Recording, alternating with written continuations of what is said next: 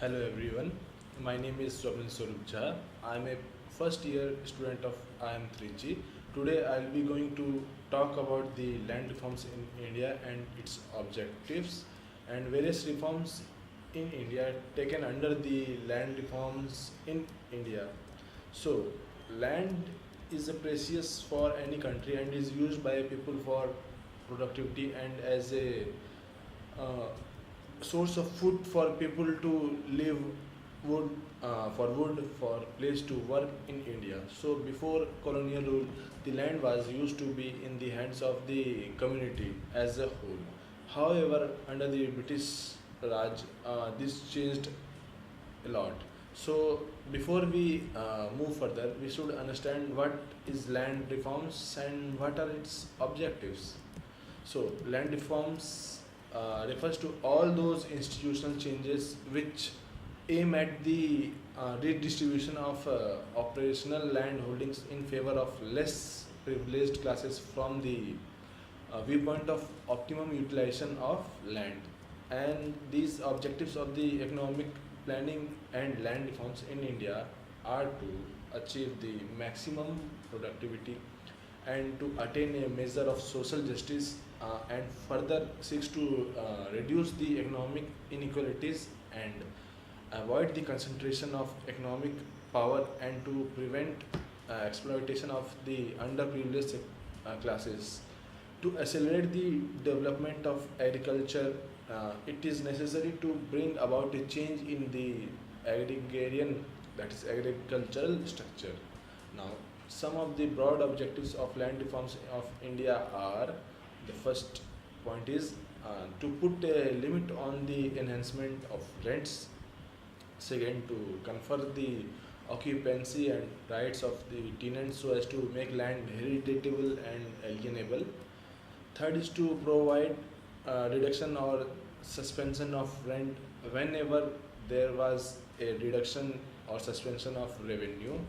And fourth is to provide for compensation to the tenant for any improvement made by him on the land.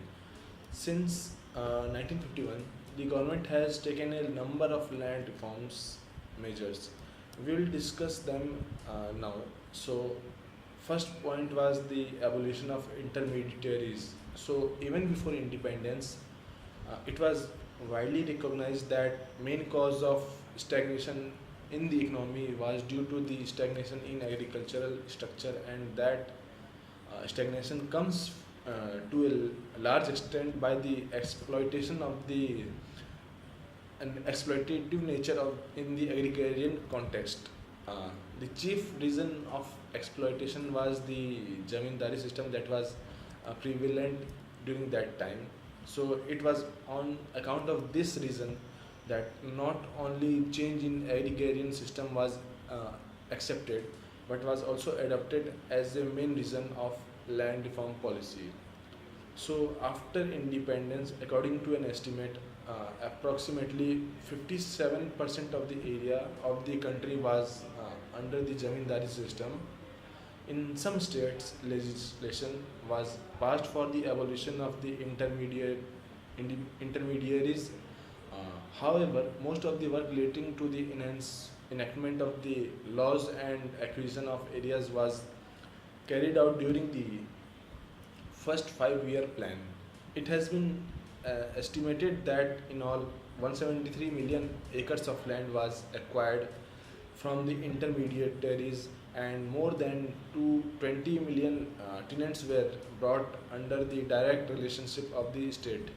So, second reform was the tenancy reform. Rural India witnesses three types of tenants. They are first permanent or occupancy tenants, second one is temporary or non-occupancy tenants, and the third one is the subtenants. The permanent tenants have the permanent ownership right over the land.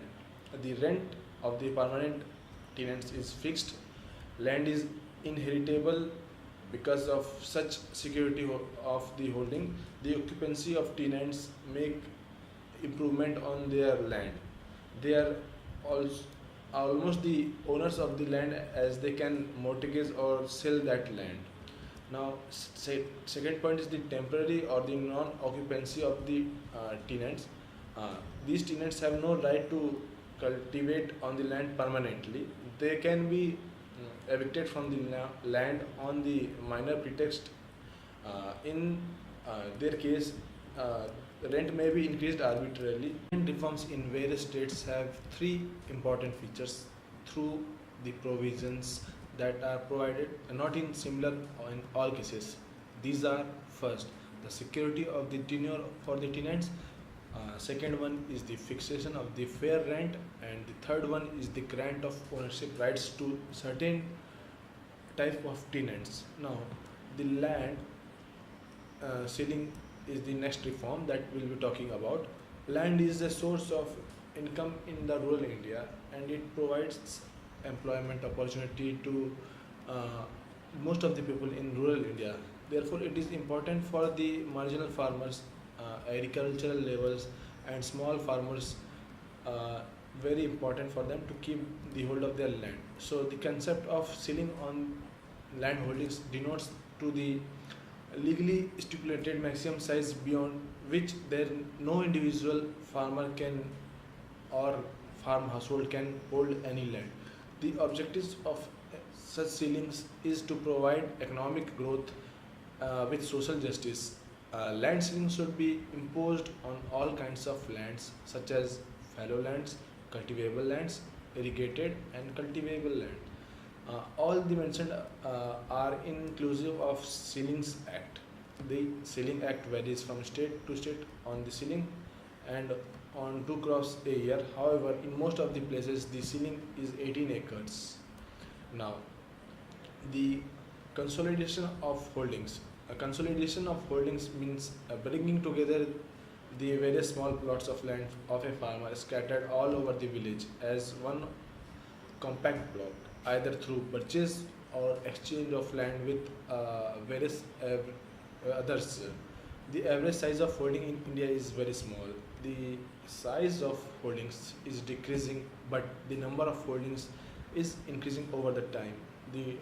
This is due to the fact due to the inheritance laws. The inevitable consequence of this inheritance law is that farms are being subdivided and fragmented with every passing generation.